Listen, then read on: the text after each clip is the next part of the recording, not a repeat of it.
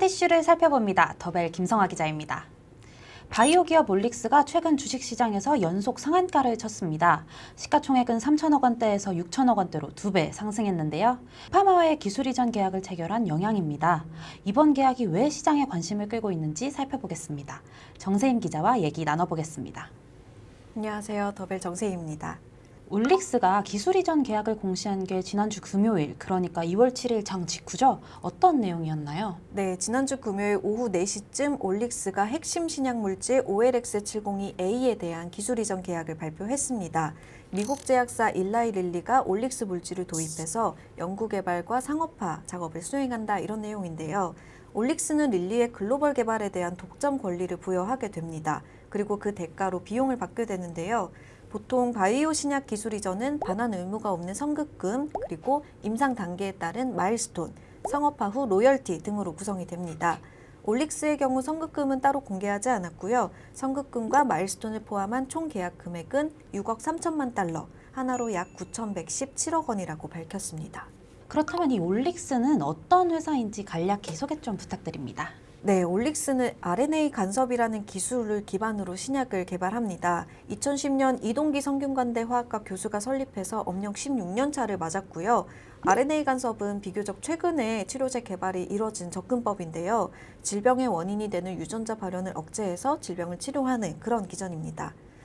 오랜 기간 이 기술을 연구하면서 올릭스가 자체적으로 플랫폼 기술을 구축을 했는데요.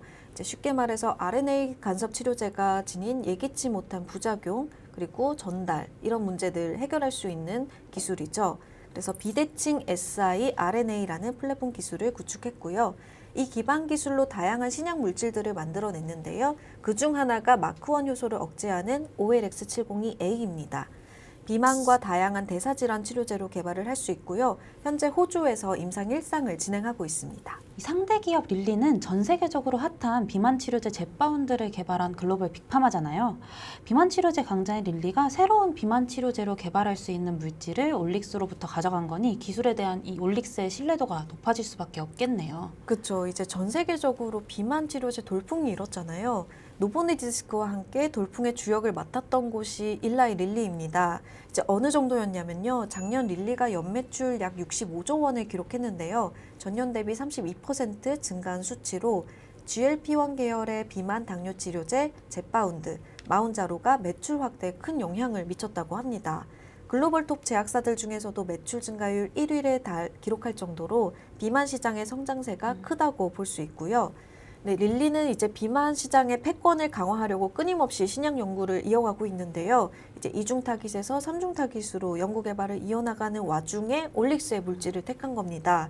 이제 기존 비만 치료제와 병행을 했을 때 시너지 효과가 높다는 것이 OLX702A의 장점이거든요.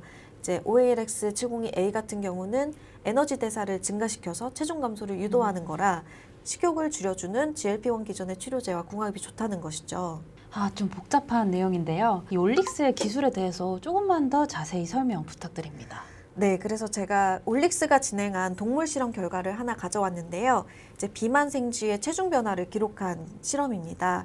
이제 초록색 그래프가 GLP-1 치료제 성분을 단독 투여한 거고요. 이제 파란색 그래프가 GLP-1 성분과 올릭스 치료제를 같이 병용한 그래프입니다.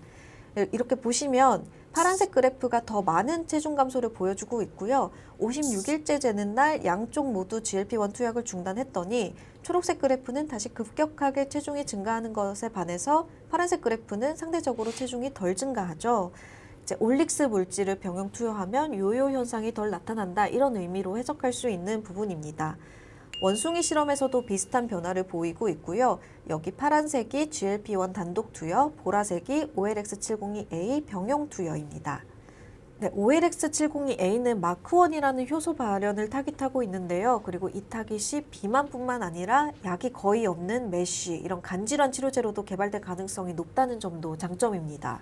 그렇다면 이제부터 이 계약 금액에 대한 평가도 한번 해보죠. 이 계약 금액이 9천억 원 규모라고 하는데 이 정도면 크다고 봐야 하는 건가요? 네, 사실 현재 계약 규모로만 보면 빅딜이라고 보기는 어려울 것 같아요. 왜냐하면 유한양행이 2019년에 베링거 인겔하임과 맺은 메쉬 기술 이전 계약이 있거든요. 뒤에 반환은 됐지만 당시 기준의 총 계약 규모가 1조 600억 원 정도였습니다. 그리고 또 적응증은 다르지만 종근당이 희귀 질환에서 2023년 노바티스랑 체결했을 때 딜 규모가 1조 7천억 원 정도였거든요. 그런 점에서 보면 올릭스의 물질의 잠재력을 감안했을 때 계약 규모가 크지는 않다고 볼 수는 있지만 이것만으로 올릭스의 계약을 평가할 수는 없을 것 같습니다. 이번 계약에 포함된 조항이 하나 더 있는데요. 바로 마크1과 하나 이상의 다른 타겟 유전자를 동시에 표적하는 치료제를 개발할 경우에 릴리가 이 치료제에 대한 우선 권리를 지닌다. 이런 조항입니다. 예를 들어서 마크1은 지금 현재 올릭스가 기술 이전한 신약 물질이고 이제 올릭스가 나중에 자체 기술을 적용해 마크1을 타깃하는 새로운 물질을 만든다. 혹은 마크1이나 또 다른 유전자를 같이 타깃하는 이중 타깃 물질을 만든다라고 가정해 보면 당연히 이제 전인상 실험을 하고 또 일상을 하면서 같이 이제 기술 이전 시도를 하겠죠. 이때 릴리가 다른 경쟁사들보다 먼저 이 물질을 살 수 있는 협상 권리를 가져가게 된다. 이런 얘기입니다. 그래서 데이터가 괜찮다고 판단되면 릴리와 추가 계약도 성사될 수 있는 거죠. 그만큼 릴리가 마크1 치료제에 대한 관심이 높다라고도 볼 수 있겠고요. 동시에 올릭스의 RNA 간섭 기술도 인정을 받고 있다라고 볼 수 있을 것 같습니다. 그렇다면 이제 해당 조항에 대한 이 올릭스 측의 설명도 한번 직접 들어보겠습니다. 해당 조항은 올릭스가 마크1이라는 유전자와 함께 다른 유전자를 동시에 타겟하는 치료제를 개발할 경우에 기존 계약을 증액하거나 새로운 계약을 체결할 수 있는 우선적인 권리를 릴리에게 부여한다는 조항으로 계약의 확대 또는 추가 계약의 가능성을 내포하고 있다고 보시면 되겠습니다. 릴리 측에서 이러한 당사의 새로운 플랫폼 기술에 대해서 상당히 긍정적으로 평가했기 때문에 이 조항이 들어가지 않았나라고 생각하고 있습니다. 더불어 마크1이라는 타겟 자체와 올릭스의 듀얼 타겟팅 간락 플랫폼에 대한 관심과 기대감이 반영된 것이 이 조항이 가지는 의미라고 볼 수 있겠습니다. 이 주가 얘기는 조심스럽긴 합니다만 최근 주가는 정말 핫했던 것 같습니다. 올릭스의 주가에 대한 시장 평가는 어떻습니까?